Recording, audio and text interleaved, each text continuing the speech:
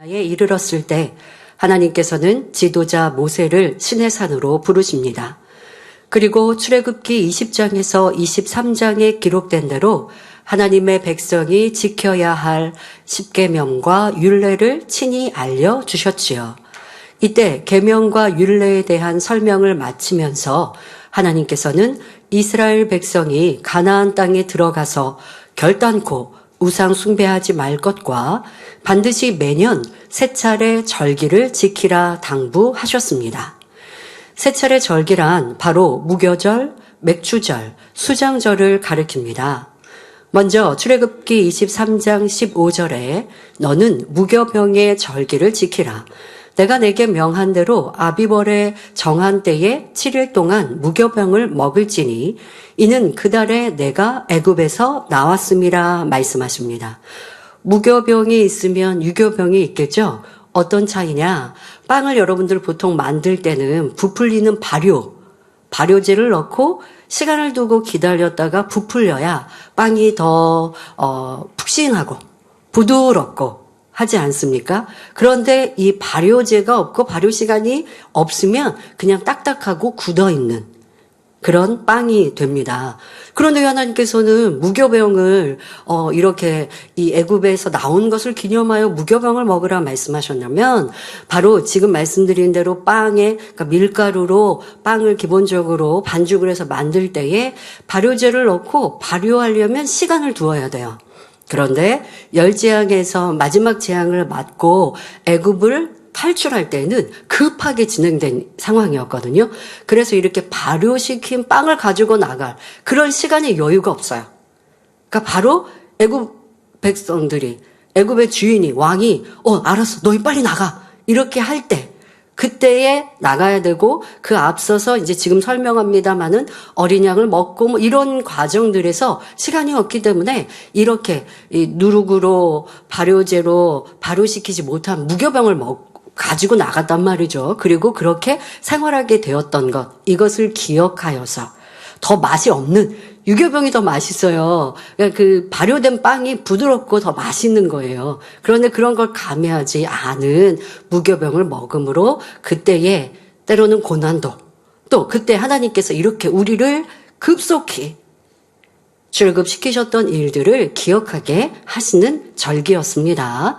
하나님께서는 애굽에서 종살이하던 이스라엘 백성을 모세를 통해 애굽 땅에서 열재앙을 내리심으로 구원하셨습니다. 마지막 10번째 재앙이 임하자 바로의 장자를 포함해 애굽 온 땅의 사람과 짐승에 처음 난 것이 죽음을 당하였지요. 하지만 이스라엘 백성은 하나님의 말씀대로 구세주 예수 그리스도를 상징하는 어린 양을 잡아 그 피를 각 집의 문설주와 임방에 발랐더니 죽음을 면할 수 있었습니다. 또한 아브라함에게 말씀하신 대로 400여 년의 애굽의 종살이에서 벗어나 적과 꿀이 흐르는 언약의 땅 가나안을 향해 출발할 수 있었지요. 이러한 출애굽을 기념하여 제정하신 절기가 무교절입니다. 그런데 레위기 23장 5절 6절에 정월 14일 저녁은 여호와의 유월절이요 이달 15일은 여호와의 무교절이니 7일 동안 너희는 무교병을 먹을 것이요 말씀하신 대로 출애굽 당일 제14일 저녁은 어린 양의 고기를 먹는 유월절로 지키고 제15일부터 21일까지 7일 동안 누룩을 넣지 않은 떡 곧 무교병을 먹는 무교절로 지키게 하셨습니다. 이처럼 유월절과 무교절은 애굽에서 해방된 자유의 날이요 죽음의 재앙에서 구원받은 날이요 가나안 땅을 향해 출발한 소망의 날이지요. 오늘날 유대인들은 여전히 유월절과 무교절을 지키지만 기독교에서는 유월절 어린 양과 무교절의 거룩한 떡의 영적 실체이신 예수 그리스도의 십자가 죽음과 부활을 기념하여 부활절로 지키고 있습니다. 다음으로 출애굽기 23장 16절 전반절에 맥추절을 지키라. 이는 내가 수고하여 밭에 뿌린 것의 첫 열매를 거둠이니라 말씀합니다. 맥추절은 이스라엘 백성이 가나안 땅에 들어가 밀을 경작하여 첫 열매를 수확한 후에 곡물의 첫 수확을 하나님께 감사 예물로 드리며 지킨 절기입니다. 자, 우리나라의 주식은 쌀이죠. 여러분 밥으로 주식을 삼습니다. 그러다 보니까 밥을 만드는 쌀, 이게 여러분들 주요 곡식입니다. 그런데 외국은 빵을 먹는 나라들이 있지 않습니까? 이스라엘도 이렇게 빵을 먹죠. 근데 빵을 만드는 것이 이렇게 밀이지 않습니까? 근데 밀의 수확이 지금 이렇게 진행이 됐고, 그러한 때의 절기를 맥주절로 첫 수확한 것으로 하나님께 감사의 제사를 드리라 정하신 것입니다. 오늘날은 대부분 성도들이 농업에 종사하지 않으므로 밀 또는 보리의 첫 수확을 대신해 정성껏 맥주 감사 예물을 준비해 하나님께 맥주 감사 주일로 드리지요. 특별히 우리는 이렇게 전방기를 마치고 6개월을 마치고 7월 첫 번째 주일이 맥주절로 지정하여 한국 기독교가 드리지 않습니까? 그러다 보니 여러분들이 전방기를 지켜주신 하나님께 감사한 마음으로 예배하시면 됩니다. 하지만 이 맥주절이 어떠한 유래로 또 하나님께서 어떠한 의미로 정하셨는지라고 하는 것을 알고 드리면 더 좋기에 오늘 말씀을 드렸고요. 또 여러분들의 삶 속에서는 1년의 전반기를 사고 위험 없도록 지켜주시고 또 어떠한 실수로 인해 어려움이 왔어도 아버지 앞에 기도할 때 응답해 주시고 또 생명의 말씀으로 우리를 변화시켜 주시고 곳곳에 너무 많은 감사가 있지요. 이런 것들을 생각하면서 감사 예배를 드리시고 하반기도 아버지 하나님 지키시고 보호하시고 축복해 주세요 라고 하는 마음으로 우리가 감사 예물과 함께 정성껏 예배하는 날입니다. 마지막으로 출애굽기 23장 16절 후반절에 수장절을 지키라. 이는 내가 수고하여 이룬 것을 연종의 밭에서부터 거두어 저장함이니라 말씀합니다. 수장절은 말씀 그대로 수고하여 이룬 것을 거두어 저장하는 절기로 이스라엘 백성은 한 해 동안 수고하여 경작한 것을 연종, 곧 연말에 수확한 후에 하나님께 감사 예물을 드렸습니다. 그런데 이처럼 풍성한 수확기에 하나님께서는 이스라엘 백성이 40년 광야 생활의 고난을 잊지 않고 기억하도록 7일 동안 광야에 초막을 짓고 지내도록 명하셨습니다. 그래서 수장절은 초막절 또는 장막절이라고 부르며 오늘날 기독교에서는 추수감사절로 지키고 있습니다. 저녁 예배는 기억하라라고 하는 제아의 말씀을 전합니다. 우리가 감사의 조건들이 많이 있을 때 이것 감사합니다 라고 하는 것 당연히 있습니다. 하지만 아버지 하나님께서는 이스라엘 백성에게 이렇게 수확의 기쁨으로 감사의 예배를 드리고 감사하는 그 시간에 그러한 지금 계절 아닙니까? 그러한 때에 도리어 애굽에서 우리를 출애굽하시고 또 광야 속에서 우리를 지키시고 보호하신 하나님을 기억하게 하시더라는 것. 이것 또한도 여러분 그 의미를 생각해 보시길 바랍니다. 축복의 때에 행복해 기뻐. 이거 당연히 여러분들이 기뻐하고 감사하죠. 하지만 내가 주님을 만나지 못했을 때는 이렇게 세상에서 고통 속에 어려움 속에 슬퍼하며 썩어지고 헛된 것이 다인 것처럼 살았을 터인데 주님이 나를 만나주셔서 내가 이 새 생명을 얻었구나. 다시 한번 주님을 만나기 전과 만난 후의 기쁨을 우리도 생각해 본다면 감사가 더 극대화되죠. 그렇다고 여러분들이 나 예전에는 너무 슬펐어, 괴로웠어. 그렇게 우울해지면서 지금의 감사를 생각하라는 의미는 아닙니다. 여러분들이 지금 진짜 행복하고 기쁘면요. 과거에 힘들고 어려웠던 그것과 반전으로 현재 이 기쁨이 있음이 과거를 생각해도 그것이 감사의 조건이 돼요. 예를 들어 내가 죄의 문제로 고통당했던 그래서 힘들고 지치고 시험환란 속에 있었습니다.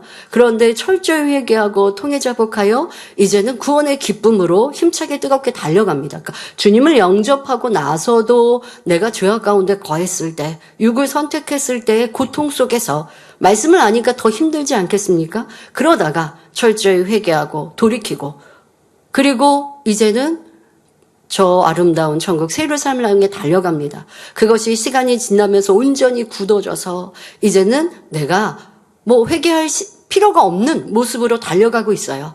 그런다 할지라도 때로는 말씀을 통해서 사망에 이르는 죄에 대해서 말씀하시면 이게 찔리는 것이 아니라 행복하고 기쁜 거예요. 기억하고 싶지 않아가 아니라 도리어 과거의 내 모습을 생각해 보면 참으로 어리석었는데, 그런데 이제는 어리석음을 벗고 이렇게 참 행복과 기쁨으로 갈 수 있음에 아버지 감사합니다. 주님 감사합니다. 이런 말씀으로 그 눈물로 우리를 변화시켜 주신 목자님 감사합니다라고 과거에 내가 어리석었던 모습을 생각해도 도리어 더 큰 감사로 고백할 수 있는 거예요.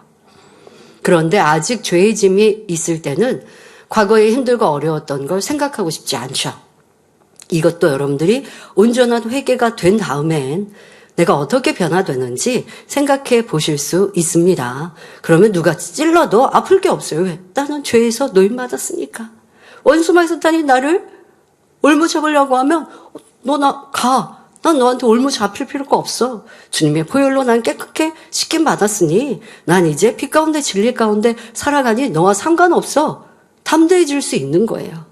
그런데 아직 내가 죄의 짐이 있고 내가 사망에 이르는 죄는 회개했지만 아직도 내 안에 간음의 속성이 있고 아직도 내가 예전에 큰 죄를 지었던 그 속성이 뭔가 남아있는 것 같아요.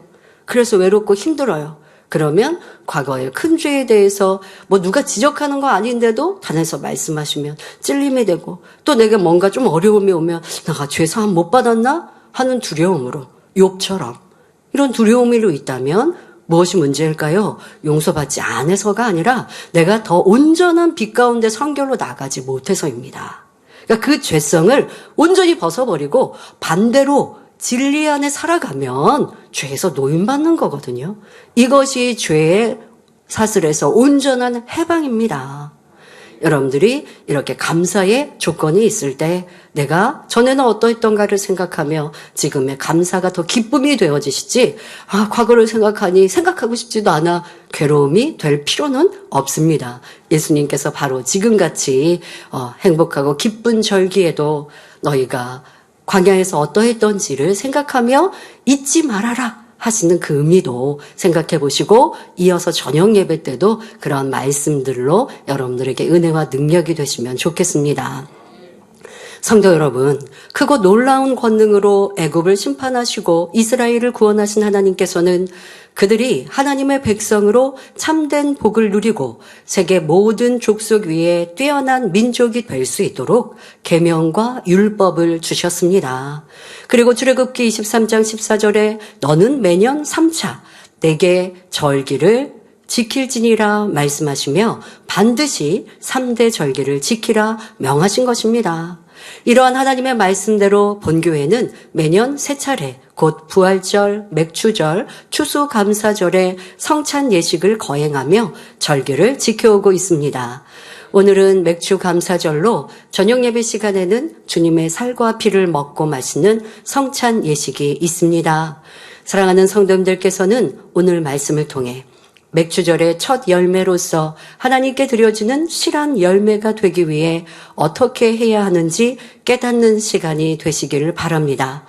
또한 주님 오실 때가 심히 가까운 지금 어찌하면 더 많은 영혼을 구원의 열매로 맺을 수 있는지 마음 깊이 새기시어 하나님의 기쁨이 되시길 기원합니다. 사랑하는 성도 여러분, 오늘 맥주 감사주의를 맞아 전반기 동안 우리를 불꽃 같은 눈동자로 지키시고 많은 것으로 축복해 주신 아버지 하나님께 모든 감사와 영광의 박수를 올려드립시다. 특별히 올해는 만민의 새로운 도약의 시간이 있었습니다.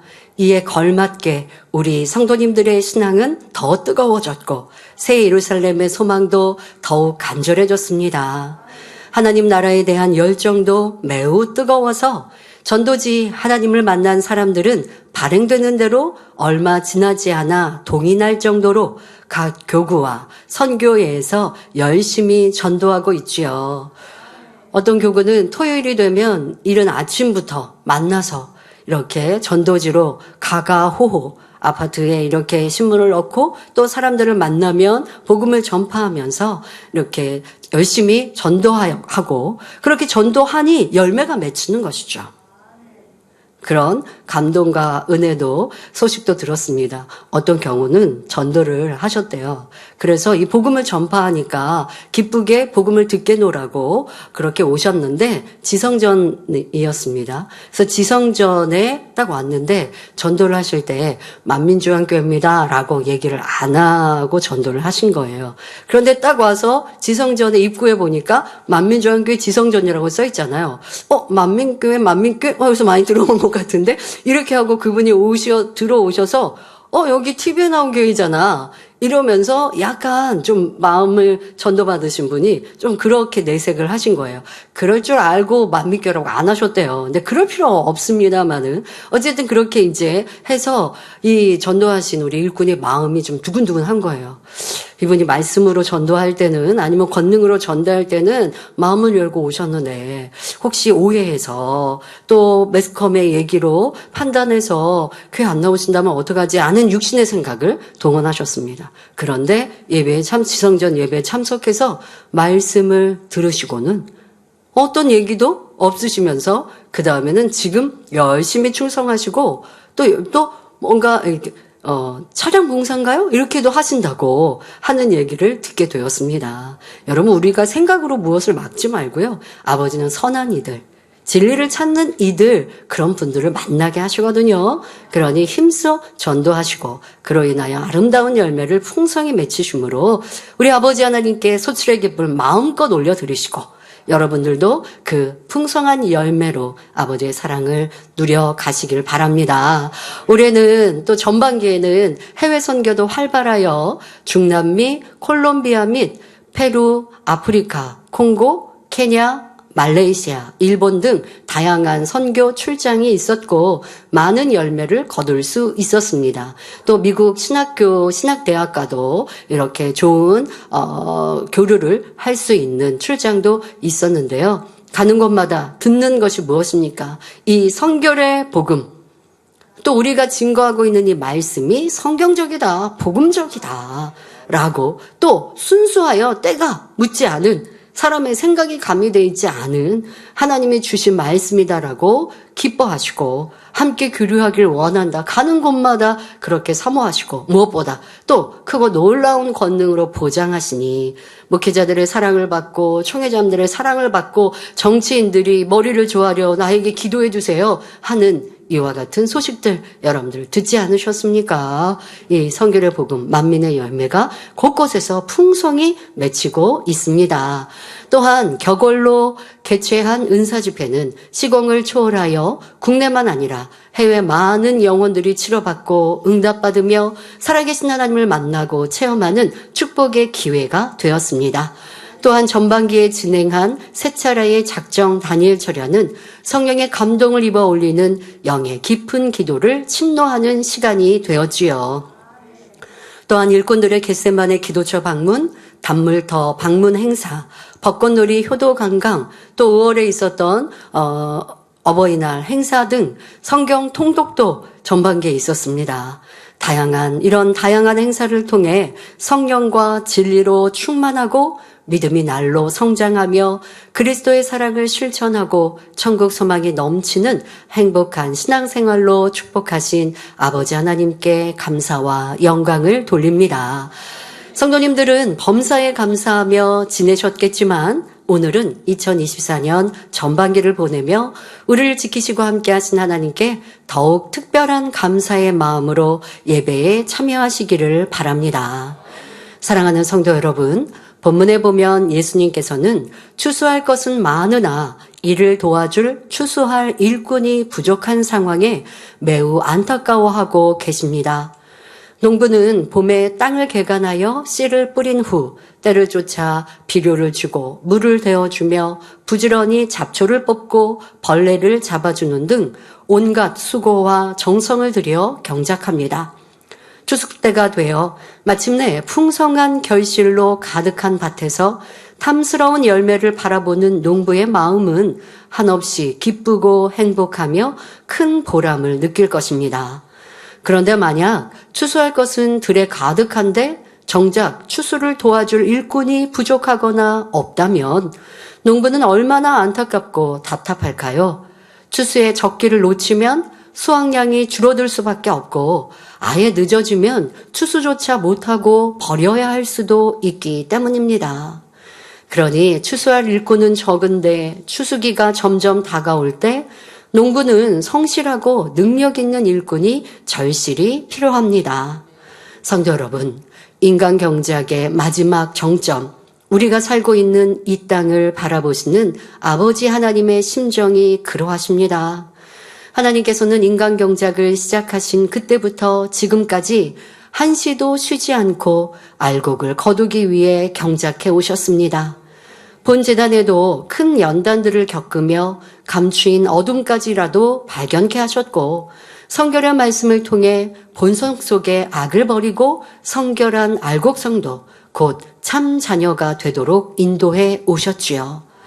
이제는 바야흐로 낫을 대어 추수할 곡식들을 거둘 때가 된 것입니다. 마가복음 4장 26절부터 29절에 하나님의 나라는 사람이 씨를 땅에 뿌림과 같으니 저가 밤낮 자고 깨고 하는 중에 씨가 나서 자라되 그 어떻게 된 것을 알지 못하느니라. 땅이 스스로 열매를 맺되 처음에는 싹이요 다음에는 이삭이요 그 다음에는 이삭의 충실한 곡식이라. 열매가 익으면 곧 낫을 대나니 이는 추수 때가 이르렀음이니라 라고 예수님이 비유하신 말씀과 같습니다. 이처럼 알곡을 모아 곳간에 드릴 추수기가 점점 다가오는 이때에 하나님께서 이 땅을 둘러보시니 구원할 영혼들은 수없이 많이 있는데 정작 그들을 참된 구원의 길로 인도할 일꾼이 너무 적은 것입니다. 그래서 하나님께서는 온 땅을 두루 살피시며 추수할 일꾼들을 간절히 찾고 계십니다. 오늘 말씀을 통해 안타깝게 추수할 일꾼을 찾으시는 아버지 하나님의 심정을 느끼시고 주여 내가 여기 있나이다. 나를 보내소서.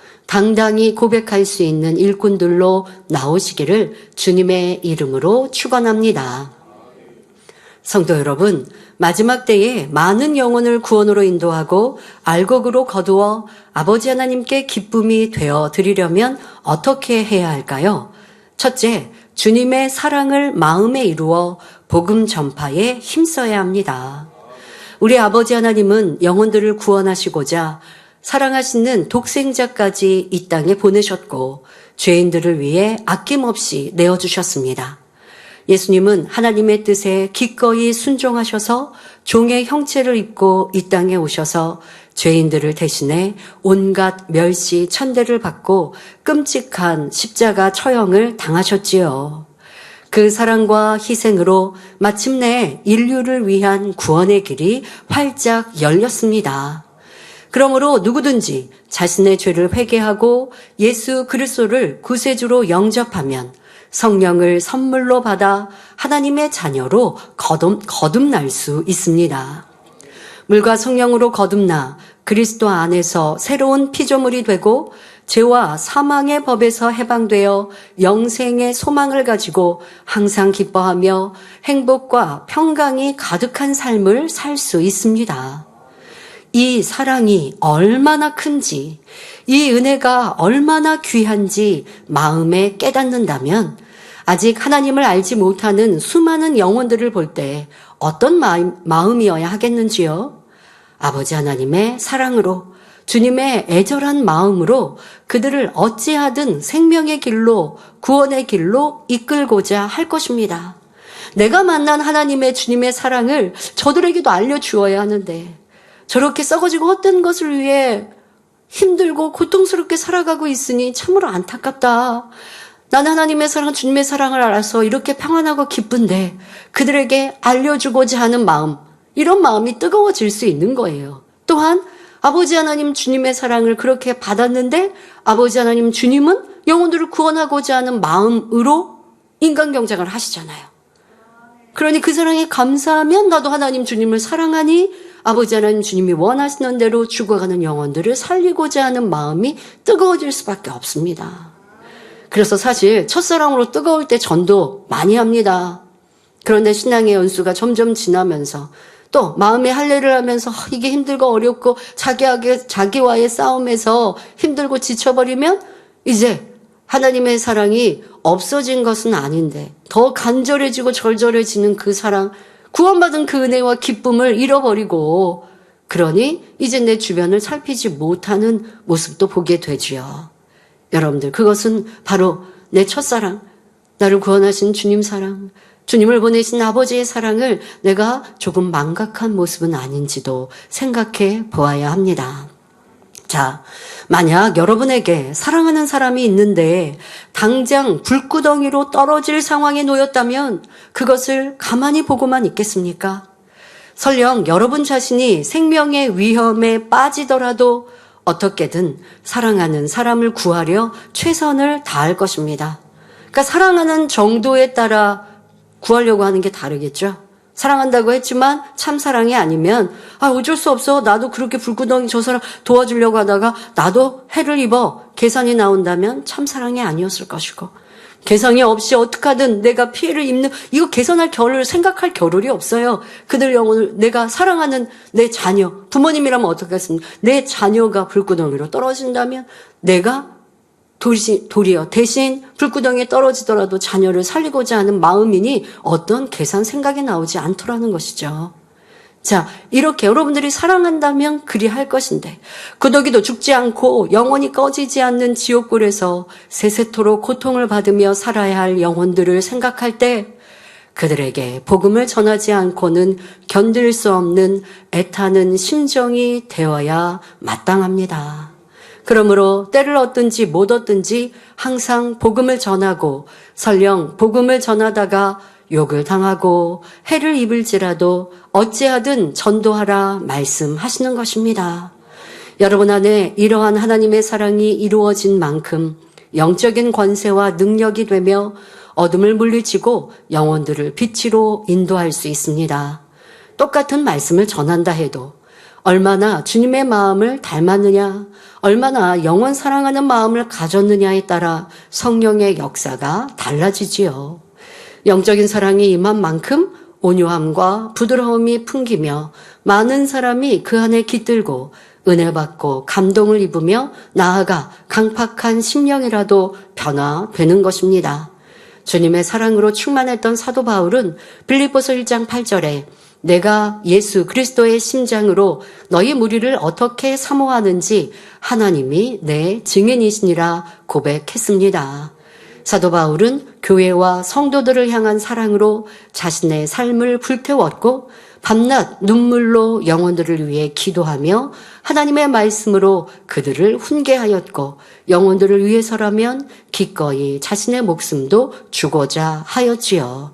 이처럼 자기 생명을 돌아보지 않는 헌신과 수고로 영혼들은 믿음에 굳건히 서서 핍박과 고난을 이겨냈고 때로 사도 바울의 신앙의 본을 쫓아 순교의 자리에 이른 이들도 있었습니다. 사실 사도 바울이 감옥에 갇혔던 그런 때에 처음에는 사도 바울의 눈물로 기도하다가 다음에는 다시 사도 바울을 떠나고 또 하나님의 말씀을 변개하는 이러한 배신하는 이들도 많이 있었습니다마는, 그러나 사도 바울을 통해 주님을 만나 참으로 그 사랑을 느낀 이들은 이렇게 순교의 자리에 이르는 초대교회 성도들로 나온 이들도 있었던 것이지요. 사도 바울의 이런 진한 사랑을 느꼈던 성도들 역시 사도 바울을 지극히 사랑했던 것을 볼 수 있습니다. 갈라디아서 4장 15절에 너희의 복이 지금 어디 있느냐? 내가 너희에게 증거하노니 너희가 할 수만 있었다면 너희의 눈이라도 빼어 나를 주었으리라 말씀하신 대로 갈라디아 교회 성도들이 그리했습니다. 사도 바울의 영혼 향한 뜨거운 사랑이 수많은 영혼을 아름다운 열매로 나오게 만든 힘이었던 것입니다. 이처럼 아름다운 알곡 성도들을 열매로 거둔 사도 바울은 하나님 앞에서 얼마나 큰 기쁨으로 충만하고 얼마나 빛나는 영광의 자리에 들어갈 수 있겠습니까? 우리 성도님들도 이런 소망 가운데 누구를 만나든지 어찌하면 저 영혼을 구원하여 천국으로 인도할까 하는 간절한 마음이 되어 더욱 전도에 힘써 주시기를 주님의 이름으로 부탁드립니다. 사랑하는 성도 여러분, 두 번째로 뭇 영혼들을 구원의 열매로 거두어 아버지 하나님께 기쁨이 되기 위해서는 범사에 주님의 마음을 닮아 행해야 합니다. 주님의 마음을 온전히 담기 위해서는 어떻게 해야 할까요? 무엇보다 신속히 비진리와 악의 모양들을 모두 벗고 진리의 말씀을 마음에 채워 주님과 온전히 하나를 이루어야 합니다. 그렇게 되면 성령의 감동 감화 충만함을 입으며 행함과 말은 물론 심지어 발걸음, 손동작, 얼굴 표정 하나에서도 하나님의 깊은 것을 통달하시는 성령님께서 주관해 주십니다. 자, 우리 이 순전 말씀 들을 때 여러분 말씀드렸죠? 우리 예수님의 모습이 또 행함이 그 말씀이 어떠하셨을까? 자세는 어떠하셨을까? 우리가 몇 가지로 말씀을 여러분들에게 드리면서 그리고 또 육체의 결여에 대해 우리가 고쳐야 될 육체의 결여에 대해 말씀드리면서 그런 말씀 드렸습니다. 이 많은 거 어떻게 외울까? 걱정하지 마시라고. 주님은 어떠하셨을까를 생각하면 내 안에 성령님께서 도와주신다고. 여러분 순전하신 주님이 어떠하셨을까 생각하고 닮아갈 때 그것은 꼭 우리의 행함만이 아니었죠. 예수님의 아름다우신 영혼에 대한 사랑, 어떠한 악도 갖지 않으시고 어떠한 선함도 없으셨던 선한 마음, 그것이 다 순전에 담겨 있었습니다. 그런 마음을 닮아갈 때 우리 안에 풍성한 열매가 맺히는 것입니다. 하나님과 온전히 하나이셨던 우리 예수님은 이 땅에 사역하실 때 어느 것 하나 자신의 임의대로 하신 것이 없었습니다. 요한복음 8장 28절 29절에 또 내가 스스로 아무것도 하지 아니하고 오직 아버지께서 가르치신 대로 이런 것을 말하는 줄도 알리라. 나를 보내신 이가 나와 함께 하시도다. 내가 항상 그의 기뻐하시는 일을 행함으로 나를 혼자 두지 아니하셨느니라. 말씀하신 대로 모든 일에 아버지의 뜻과 마음을 쫓아 행하심으로 가시는 곳마다 하나님께 영광 돌리는 역사를 나타내셨습니다. 여러분의 삶도 이와 같아야 합니다. 주님을 믿는다면 주님의 마음을 이루어 범사에 선하고 아름다운 향기를 발할 수 있어야 합니다. 그런데 어떤 경우 주님의 마음을 담지 못하여 자신도 모르게 하나님의 영광을 가리거나 복음 전할 기회를 놓치고 있음을 알아야 하지요. 예를 들어 교회에서는 충성 봉사하고 믿음이 좋아 보이는데 막상 집에서는 은혜롭지 못한 경우가 있습니다. 주일 저녁 예배 후 귀가하여 휴식을 취할 수 있지만 가족의 구성원으로서 해야 할 일은 하지 않은 채 거실에서 쉬고 있다면 어떨까요? 더군다나 나는 하나님의 일을 열심히 했으니 집안일은 누가 하겠지 생각하며 거실에 누워 있다면 다른 가족들을 배려하지 않는 것이지요. 이런 모습을 이해하는 가족도 있겠지만 믿음이 연약하거나 아직 믿지 않는 가족이라면 실망하고 은혜가 떨어질 것입니다. 여러분, 더 구체적으로 예를 들면 아내가 교회 출석하고 남편은 아직 교회 출석하지 않거나 믿음이 적습니다. 그래서 대예배만 겨우 온라인으로 드리고 그 저녁 예배는 아내는 이제 이 현장 예배로 갔고 그 집에 그냥 있으신 거예요. 그러다가 언제 아내가 돌아오나 기다렸는데 아내가 돌아왔습니다. 저녁 식사를 차려주기는 하는데 뭐 그냥 점심에 차려놨던 거, 점심에는 남편이 혼자 아내가 차려놨던 그거 점심 식사 하셨겠죠? 그런데 뭐 그거나 별로 다른 메뉴 없이 뭐 그렇게 정성 없이 차려준 식단을 저녁에 맞습니다. 그러면서 내가 교회 갔다 와가지고 바빠서 뭐 이렇게 맛있게 못했네요. 어떨 때는 그렇게 말하면서 미안해했지만 뭐 다음에는 그냥 그렇게 당연히 그러려니 그러니까 내 입장은 너무 바쁘죠. 주일 저녁 예배 드리고 그리고 집에 가서 맛있는 뭔가 메뉴로 식사를 다시 하나를 차린다는 거 좀 정성과 수고가 더 필요합니다. 그러니까 내 입장을 생각하니까 그냥 뭐 저녁 주일인데 그냥 한 끼 저녁 대충 먹지 뭐라고 하신다면 아직 온전한 믿음에 서지 않은 남편은 도리어 교회와 하나님을 원망할 수 있는 거예요. 다른 날도 정성껏 하시겠지만 주일 저녁 예배 후면 그러면 시간이 없는데요. 미리미리 그러니까 준비하셔야죠. 원장님을 보면 그리 하셨거든요. 토요일 날 다 준비해 놓으시지 주일 날 뭘 바쁘게 안 하세요. 그러니까 재료 준비다 뭐나 다 토요일 날 해 놓으시고 주일 날은 간단하게 또 요리할 건 해야죠. 그런데 미리 재료 준비해 놓으니까 더 빨리 할 수 있죠. 예전에는 냉장고도 없었어요. 근데 요즘에 냉장고가 있으니까 조리 여러분들이 할 거 미리 준비해 놓으시면, 아니면 또 요즘에 반조리 식품도 잘 나오잖아요. 미리미리 다 준비해 놓으시면 멋지게 음식 하나 하시는 거, 저도 집에서 제가 음식 해보니까 되더라고요. 그러니까 주부들이 시간이 많이 걸려서 하실 거 없어요. 미리미리 준비하고 부지런하게 토요일 날 준비해 놓으시면 돼요. 그러니까 아직 믿음에 서지 못한 가족을 위해서. 그러면 우리 가족은 다 믿음에 섰으니까 대충 하나요? 좀 모든 게 다 정성과 사랑으로 하시면 기쁘고 즐거운 주일의 마무리가 되지 않겠습니까? 특히 주일 저녁 예배, 우리가 지금 현장 예배가 아니니까 조금 더 여유롭잖아요. 그러면 주일 저녁에는 또 온 가족이 함께 모여서 이렇게 함께 식사하는 날로 또 행복하게 보내시면, 외식은 하면 안 되죠. 주일 성수에 어긋나니까. 집안에서 하실 수 있다. 그러면 이제 주부 되시는 우리 여성도님들의 수고가 좀 많이 필요해요. 그런데 그러면 가족들이 식사 후에 설거지 안 해주시겠습니까? 고마운 마음으로 또 당연히 해주시겠죠. 남편분들이 해주시고 자녀들은 또 집안 청소도 좀 해주시고, 그러면 이 얼마나 행복한 가정이 되겠습니까? 저희는 가끔 이렇게 제 방에서든 원장님과 가족들이 식사를 할 때가 있습니다.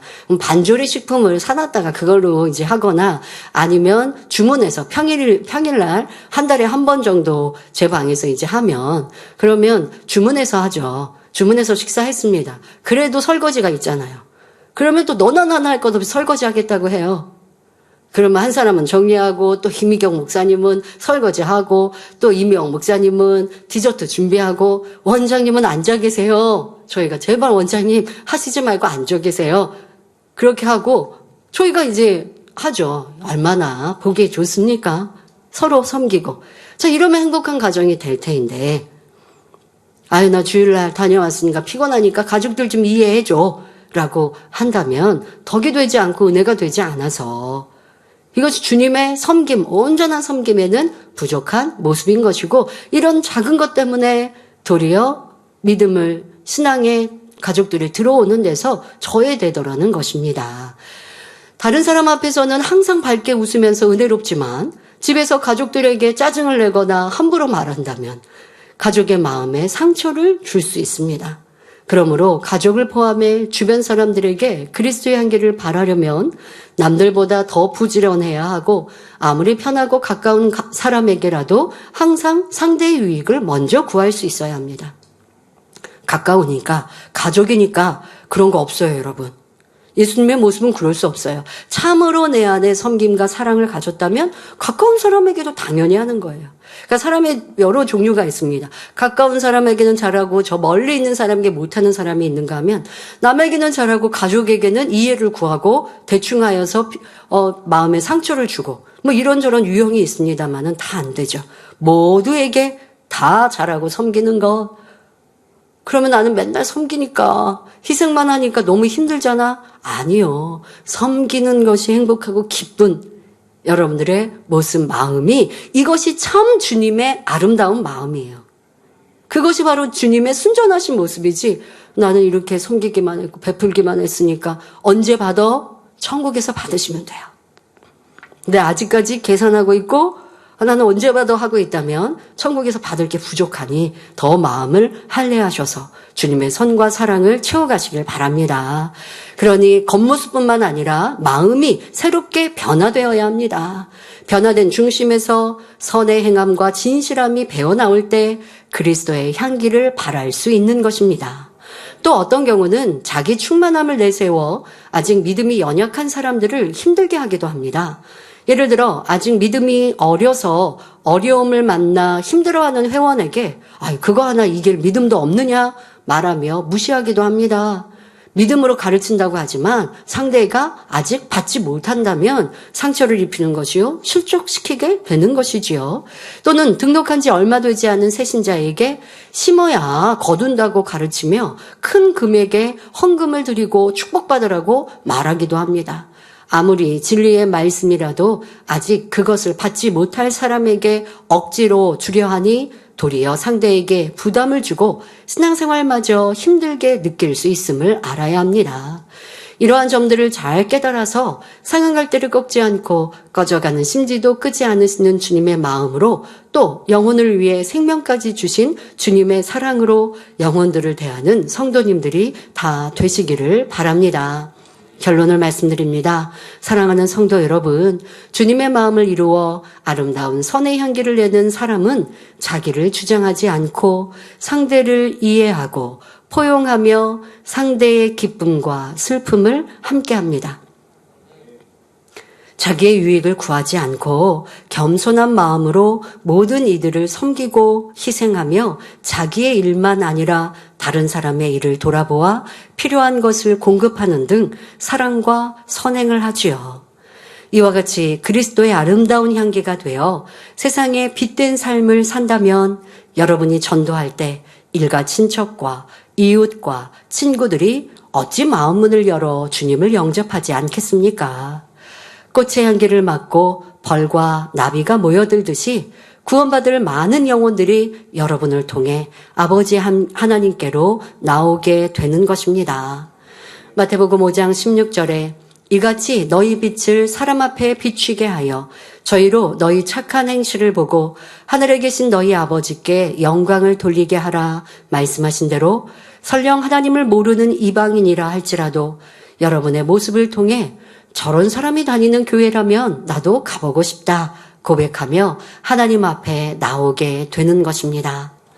그러므로 성도님들은 항상 깨어 기도하며 범사에 주님이라면 어떻게 행하셨을까 궁구하며 선과 진리를 쫓아 행하여 신속히 주님의 마음을 이루시길 바랍니다. 그리하여 사명은 물론 가정, 일터, 사업터에서 풍성한 열매를 맺으시기를 주님의 이름으로 축원합니다. 말씀 sam고하시면서 함께 기도하겠습니다. 좋으신 아버지 하나님, 오늘은 맥주절을 맞아 소출의 기쁨, 바로 우리의 우리의 모든 것을 인간 경작을 주관하시고 이끄시는 아버지 하나님, 그 아버지 하나님의 기쁨의 풍성한 열매를 내기 위해 어떤 일꾼이 되어야 하는지, 어떤 마음과 행함으로 우리가 충성하며 일하여야 하는지 말씀드렸습니다. 죽어가는 무수한 영혼들을 볼 때 주님의 사랑 아버지의 마음으로 그들을 안타까이 여기며 어찌하면 전도할까, 어찌하면 영혼들을 푸른 초장 실만한 물가로 인도할 수 있을까 기도해 주는 주님의 사랑에 가득한 우리 모두가 되게 하여 주옵소서. 그런 사랑을 가지려면 우리가 주님의 마음을 닮아야 합니다. 순전의 말씀을 전해드렸듯 우리가 주님의 선과 사랑과 낮아짐과 섬김과 또 아름다우신 육의 모든 교양 또한 배워서 모든 사람들에게 그리스도의 향기를 바라며 덕이 되어지고 은혜만을 끼치는 모든 성도님들 되게 하옵소서. 그래서 주님께 아버지께 잘했다 칭찬받는 일꾼들 되게 하옵소서. 감사드리며 우리 주 예수 그리스도의 이름으로 기도하옵나이다. 아멘. 환자를 위한 기도하겠습니다. 아픈 곳에 손을 얹으시고 아프지 않은 분들은 마음의 소원을 가지고 가슴에 손을 얹고 기도 받으시기 바랍니다. 좋으신 아버지 하나님, 2024년 전반기도 크신 은혜와 사랑으로 지키시고 보호하여 주심에 감사합니다. 이제 하반기가 시작되었습니다. 더 마음껏 아버지 앞에 영광 돌리는 만민의 성도님들 되게 하여 주옵시고 어떠한 세상의 위험과 어려움 속에서도 지키어 주시고 보호하여 주시고 세상의 질병과 시험 환난 가운데 항상 보호하여 주셔서 평안하고 안전한 삶을 사는 2024년 하반기가 되게 하여 주옵소서. 또한 무엇보다 더 불같은 기도로 아버지의 마음을 주님의 마음을 닮아갈 수 있는 복된 성도님들로 축복하여 주옵소서. 감사합니다. 이 시간도 환자를 위해 기도합니다. 모든 질병균 연약함마다 친히 안수하여 주옵소서.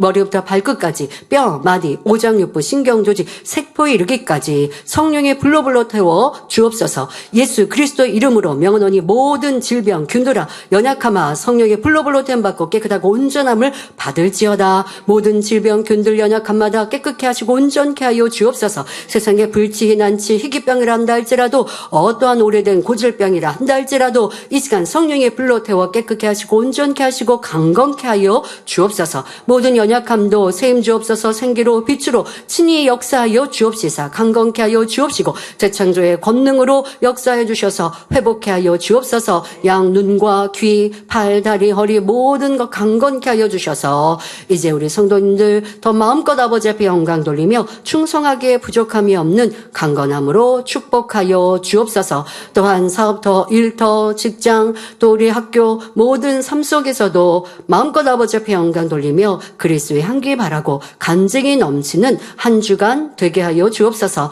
학생들도 학교에서 학생의 본분 잘 감당하며 더 세상과 구별된 삶을 살게 하여 주옵소서. 원수마다 어둠이 틈타지 엿보지 못하도록 지키시고 보호하여 주옵소서. 전국 전 세계 만민의 성도님들과 지협력교회 지켜 보호하여 주시고 GCN 시청자들 위에도 크신 은혜와 영적인 믿음으로 축복하여 주옵소서. 감사드리며 우리 주 예수 그리스도의 이름으로 기도하옵나이다. 아멘. 만민찬양 159장 감사 5번째를 부르시면서 준비하십니다.